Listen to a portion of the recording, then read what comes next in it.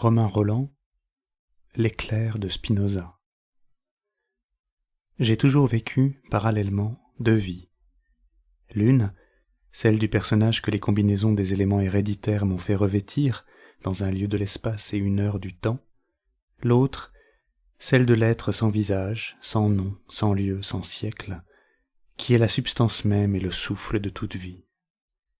Mais de ces deux consciences, distinctes et conjuguées, l'une épidermique et fugace, l'autre durable et profonde, la première a, comme il est naturel, recouvert la seconde pendant la plus grande part de mon enfance, de ma jeunesse et même de ma vie active et passionnelle.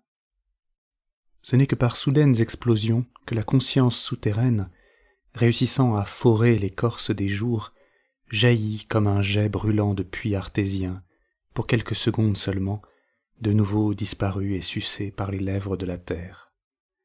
Jusqu'aux temps accomplis de la maturité, où les coups répétés des blessures de la vie élargissant les fissures de l'écorce, la poussée de l'âme intérieure frais à l'être caché son talweg et son lit de fleuve dans la plaine. Avant d'en arriver à cet état de communion directe où je suis à présent avec la vie universelle, j'ai vécu séparé d'elle et proche, l'entendant cheminer avec moi, sous le rocher, et soudain, de loin en loin, aux instants que je m'y attendais le moins, vivifié par ces irruptions de flots artésiens qui me frappaient à la face et qui me terrassaient. J'ai noté 3 de ces jets de l'âme, 3 de ces éclairs, qui remplirent mes veines du feu qui fait battre le cœur de l'univers. La trace de leur brûlure est restée aussi vive en mon vieux corps, que l'épreuve a depuis roulé comme un galet, qu'à la minute lointaine où elle s'imprimait dans la chair délicate et fiévreuse de l'adolescent. Je ne livrerai ici que le récit du second de ces éclairs, les mots de feu de Spinoza. Entre 16 et 18 ans, 2 tragiques années, insignifiantes aux yeux qui n'en verraient que l'étoffe, la vie familiale et scolaire d'un incertain adolescent. Mais elles ont recélé les monstres dévorants du désespoir mortel. En ces jours, non en d'autres, j'ai touché le fond du néant. Ô aimable jeunesse, me dit amèrement Spitteler en pensant à la sienne. J'y reviendrai ailleurs. Seule, tandis que je sombrais, la tempête de Shakespeare, soulevant les couches profondes du morne océan, ramenait par remous mon épave à la surface pour la replonger dans la nuit. Je dirai le compagnon que me fut alors Hamlet, et le commentaire agrippé à chaque mot comme un lierre que je lui ai consacré. Mais dans l'esprit s'opérait une métamorphose, puissante et déchirante. Je muais de corps et d'âme, de la voix comme de la pensée. À 16 ans, mon intelligence était encore fermée aux idées abstraites. Je traversais en aveugle la classe de philosophie au lycée Saint-Louis, avec Evelyne et Darlu. Devant ces mots sans visage, sans couleur, sans odeur, que les mains ne pouvaient pas palper, que la bouche ne pouvait mordre, qui se refusaient à la caresse comme à la blessure des sens, ces mots machines de la métaphysique et des mathématiques, instruments de génie créés par le cerveau, je restais privé de souffle et hostile. Fuori barbari. Or, moins d'1 an après, en classe de philo, que je redoublais à Louis le Grand, pour me préparer à Normal, j'étais devenu le premier, et l'excellent monsieur Charpentier, mon maître grand et gros, jubilait en donnant à pleine voix lecture à son troupeau de mes dissertations, où d'ailleurs, traîtreusement, metteur en scène de la pensée, je faisais dialoguer Malebranche avec son chien. La porte était ouverte, et j'enjambais le seuil du royaume de l'informe, sans doute en l'anthropomorphisant, mais combien de philosophes, et je dis des plus grands, ont été moins naïfs ou plus outrecuidants. Le cercle philosophique était assez étroit dans la classe de philo A de Louis le Grand, mais soigneusement pioché et retourné. Il restait confiné entre les hautes haies du jardin de Descartes, Versailles de la pensée. J'ai été substantifiquement nourri de la moelle cartésienne pendant 2 ou 3 années. J'y ajoutai ce que j'allais grappiller dans l'enclos voisin, philo B, à la vigne de Burdeau, des fantasmagories présocratiques. Quelques graines tombées du bec de ces grands oiseaux, ioniens et trinacriens, ont germé depuis dans mon empédocle d'Agrigente.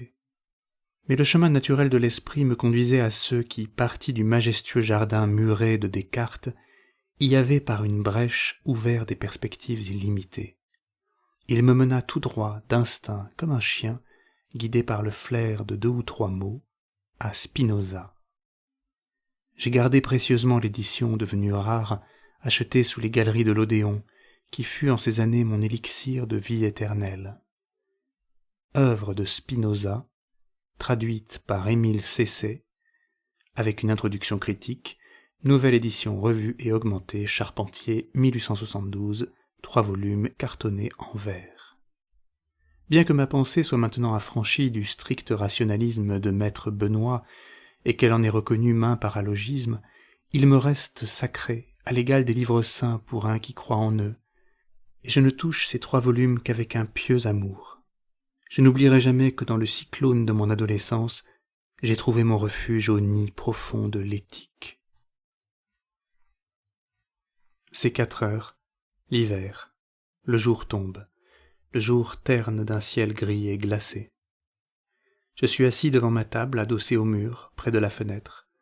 Dehors, la rue Michelet, déserte, où s'engouffre la Bise, et séparée par une grille, le funèbre jardin de l'école de pharmacie, où les rares visiteurs semblent prier devant les tombes des plantes.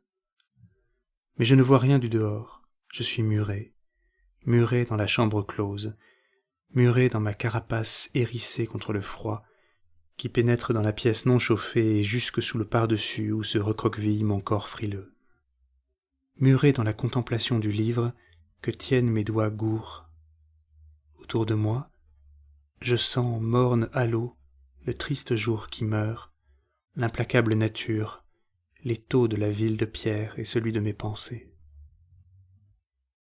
L'éternel prisonnier, attaché dans sa geôle, traîne au pied le boulet du souci, de la lutte pour la vie, l'obsession acharnée de l'examen qui empoisonne tant de jeunes existences, des échecs répétés, de la nécessité de crisper toutes ses forces pour le combat, malgré le dégoût du combat, l'obligation morale de vaincre non seulement pour vivre, pour sauver sa vie, mais pour sauver celle des siens, pour répondre à leur sacrifice absolu, qui a misé tout leur sort sur une carte, sur mon sort.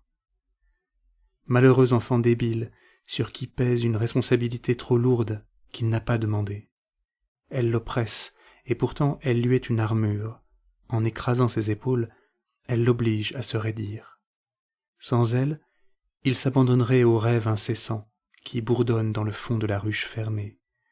Mais sous la chape qui le recouvre, sa frêle et nerveuse énergie se concentre, se tend, angoissée, vers une lueur qui filtre par l'étroit soupirail. Elle filtre.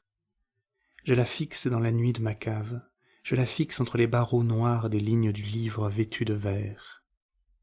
Et sous la fixité trouble de mon regard halluciné, voici que les barreaux s'écartent et que surgit le soleil blanc de la substance. Métal en fusion qui remplit la coupe de mes yeux, il coule dans mon être qu'il consume, et mon être, comme une fonte, rejaillit en la cuve. Il a suffi d'une page, la première, de 4 définitions et de quelques éclats de feu qui ont sauté au choc des silex de l'éthique. Je ne me fais point illusion et ne veux pas en faire aux autres. Je ne prétends ni que cette vertu de miracle soit inhérente à des mots magiques, ni que j'y ai alors saisi la pensée vraie de Spinoza. De même qu'en lisant le long premier volume d'introduction, honnête et timoré par Émile Cesset, je ne m'arrêtais pas aux arguments effarouchés de ce spiritualiste et sautais allègrement par-dessus son garde-feu dans le brasier, dont son labeur avait pour objet de me défendre, naïf contradicteur, c'est à eux que l'on doit de connaître et d'aimer les génies interdits. Ainsi, dans le texte même de Spinoza, je découvrais non lui, mais moi, ignoré. Dans l'inscription tracée au porche de l'éthique, dans ses définitions aux lettres flamboyantes, je déchiffrais non ce qu'il avait dit, mais ce que je voulais dire, les mots que ma propre pensée d'enfant, de sa langue inarticulée, s'évertuait à épeler. On ne lit jamais un livre, on se lit à travers les livres, soit pour se découvrir, soit pour se contrôler, et les plus objectifs sont les plus illusionnés. Le plus grand livre n'est pas celui dont le communiqué s'imprimerait au cerveau, ainsi que sur le rouleau de papier un message télégraphique, mais celui dont le choc vital éveille d'autres vies, et de l'une à l'autre propage son feu, qui s'alimente des essences diverses et devenu incendie, de forêt en forêt, bondit. Je n'essaierai donc pas d'expliquer ici le sens libérateur de la vraie pensée de Spinoza, mais celui que j'y ai trouvé, parce que depuis l'enfance mon obscure passion, à tâtons, le cherchait. Et certes, ce n'est point le maître de l'ordre géométrique, Ethica ordine geometrico demonstrata, ce n'est point le rationaliste qui m'a conquis en Spinoza, quelque jouissance esthétique que me procurent les jeux magnifiques de la raison. C'est le réaliste. Qu'il est étrange que cet aspect de la grande figure soit recouvert, jusqu'à devenir invisible, par le lourd verbalisme intellectuel des philosophes de profession. Comment, du premier regard, ne saisissent-ils pas ce regard, cette voix, ivre du réel? Ouvrez les guillemets. Il est absolument nécessaire de tirer toutes nos idées des choses physiques, c'est-à-dire des êtres réels, en allant, suivant la série des causes, d'un être réel à un autre être réel, sans passer aux choses abstraites et universelles, ni pour en conclure rien de réel, ni pour les conclure de quelque être réel, car l'un et l'autre interrompent la marche véritable de l'entendement. Fermez les guillemets.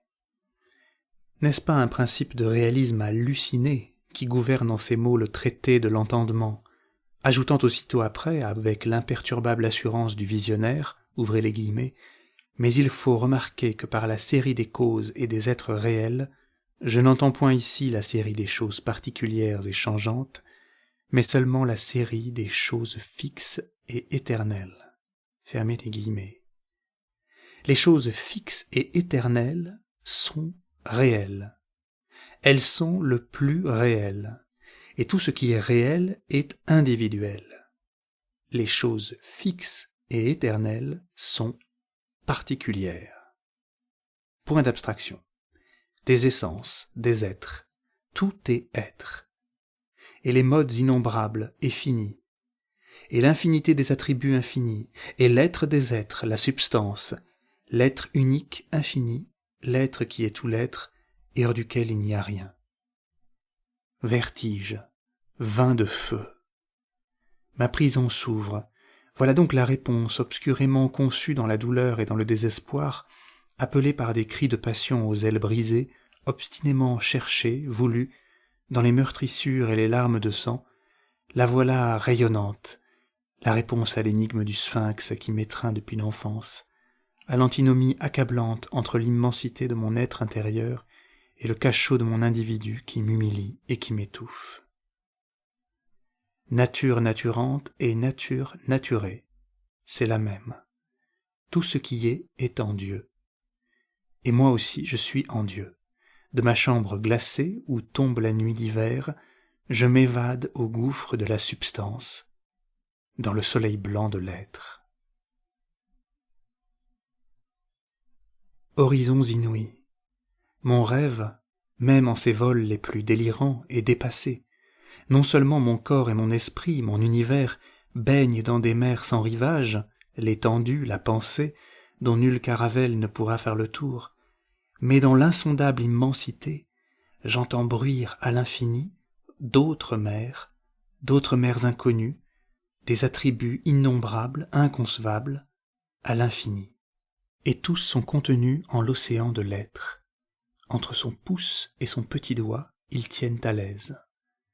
L'intuition de Spinoza ouvre les cieux fermés, de 2 siècles en avance, pionnière des conquistadors de la science moderne. Et si, dans ces nouveaux mondes, elle sait et nous dit que sous notre forme humaine, nous n'aborderons jamais, elle nous communique l'ivresse de la certitude qu'ils existent, qu'ils sont là, près de nous. Ce n'est pas seulement un fait de connaissance, mais le battement de cœur d'une coexistence. Enrichissement prodigieux de mon univers, il n'y a qu'un instant étranglé dans la cage de ma maigre poitrine. Et mon cœur ne souffre pas de son énormité. Les ailes étendues, planant sur ces espaces, souffle à souffle, seul à seul, fixant le regard sans ciller de la face omniprésente, facies totius universi. Je me sens soutenu par l'infaillible main de la libre nécessité, qui émane du Dieu. Je ne tomberai point, car je suis sien. Ma chute serait la sienne. Si una pars materiae annihilaretur, simul tota extensio evanasceret. Je ne puis tomber qu'en lui. Je suis calme. Tout est calme. Je jouis de ma plénitude et de mon harmonie.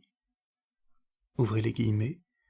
Possédant par une sorte de nécessité éternelle la connaissance de moi-même et de Dieu et des choses, jamais je ne cesse d'être, et la véritable paix de l'âme, je la possède pour toujours. Fermez les guillemets. Mais ces dernières lignes de l'éthique, il ne faut pas les lire, et je ne les lisais pas, avec les yeux froids de l'intelligence. Il faut y apporter la passion de son cœur et l'ardeur de ses sens. Il faut participer au spasme de cette béatitude, ainsi que lui-même il la nomme, notre Krishna d'Europe, et qui est un amour et une volupté, la plus voluptueuse des jouissances humaines. A eternitatem hoc est infinitam existendi, sive in vita latinitate essendi fruitionem.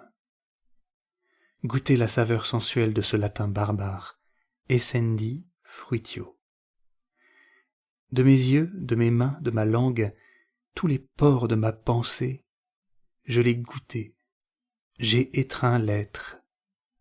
Ô rire de Zarathustra, je n'ai pas attendu Nietzsche pour te connaître. Tu résonnes ici, mais de quelles harmonies plus belles et plus pleines, et comme elles sont proches de celles de l'Aude à la joie. Ouvrez les guillemets. La joie est une passion qui augmente ou favorise la puissance du corps. La joie est bonne. La gaieté ne peut avoir d'excès, et elle est toujours bonne. Le rire est un pur sentiment de joie, et il ne peut avoir d'excès, et il est bon. Plus nous avons de joie, et plus nous avons de perfection. Jouir de la nourriture, des parfums, des couleurs, des beaux vêtements, de la musique, des jeux, des spectacles, et de tous les divertissements que chacun peut se donner, sans dommage pour personne. User des choses de la vie et en jouir autant que possible. Se réunir aux autres et tâcher de les unir, car tout ce qui tend à les unir est bon. S'efforcer de partager sa joie avec les autres. S'unir en pleine connaissance avec toute la nature. Fermez les guillemets. Seid umschlungen Millionen. Embrassons-nous, millions d'êtres. Juillet 1924.